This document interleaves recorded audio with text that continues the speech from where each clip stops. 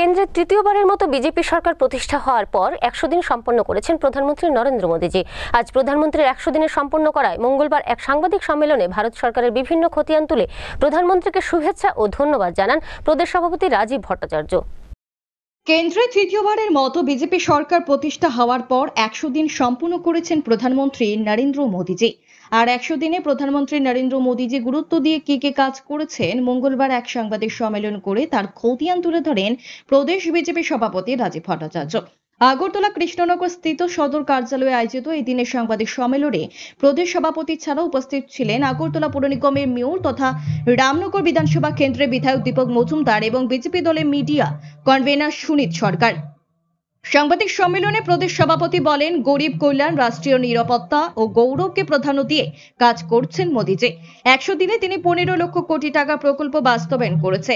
গরিব কল্যাণ, নিরাপত্তার পাশাপাশি জাতীয় সড়ক যোগাযোগ, নারী কল্যাণ এবং কৃষকদের কল্যাণে কাজ করছেন প্রধানমন্ত্রী।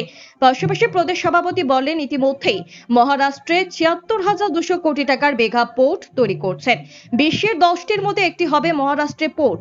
৯৩৬ কিলোমিটার দীর্ঘ হাই স্পিড জাতীয় সড়কের অনুমোদন দিয়েছেন প্রধানমন্ত্রী। কৃষকদের আয় দ্বিগুণ করার জন্য ইতিমধ্যে খারিফ শস্যের ন্যূনতম সহায়ক মূল্য বৃদ্ধি করেছে কেন্দ্র সরকার এবং দেশের ৯.৩ কোটি কৃষকদের কিষাণ সম্মান নিধির ১৮তম কিস্তি প্রদানের জন্য প্রস্তুতি নিয়েছেন প্রধানমন্ত্রী, যার ব্যয় বরাদ্দ রাখা হয়েছে ২০,০০০ কোটি টাকা। ২৫,০০০ গ্রামকে সংযুক্ত করার জন্য ৬২,৫০০ কিলোমিটার রাস্তা নির্মাণের ব্যয় বরাদ্দ করেছেন ৪৯,০০০ কোটি টাকা। এদিনের সাংবাদিক সম্মেলন প্রধানমন্ত্রীর ১০০ দিনের খতিয়ানের পাশাপাশি আরো বিভিন্ন বিষয় নিয়ে বিস্তারিত জানান প্রদেশ সভাপতি।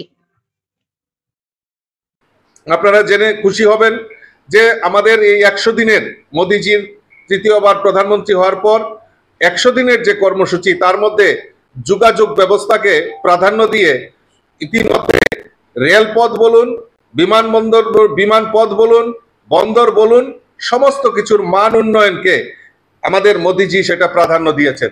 ইতিমধ্যে আমাদের মহারাষ্ট্রে ৭৬,২০০ কোটি টাকা ওয়ার্দান মেগা পোর্ট অনুমোদন দিয়েছেন, যা বিশ্বের ১০টি বন্দরের মধ্যে এই একটি বন্দর হচ্ছে। প্রধানমন্ত্রী গ্রামীণ সড়ক যোজনা PMJSY-4 এর অধীনে ৪৯,০০০ কোটি টাকা কেন্দ্রীয় সহায়তায় ২৫,০০০ গ্রামকে সংযুক্ত করার প্রায় ৬২,৫০০ কিলোমিটার রাস্তা এবং সেতু নির্মাণের জন্য ভারত সরকার আমাদের প্রধানমন্ত্রী এর মধ্যে অনুমোদন দিয়েছেন। তাতে আমাদের এই ভারতবর্ষে ৯৩৬ কিলোমিটার দীর্ঘ ৮টি জাতীয় সড়ক, হাই স্পিড করিডোর যাকে আমরা বলি, সেটা অনুমোদন আমাদের প্রধানমন্ত্রী সেটা দিয়েছেন।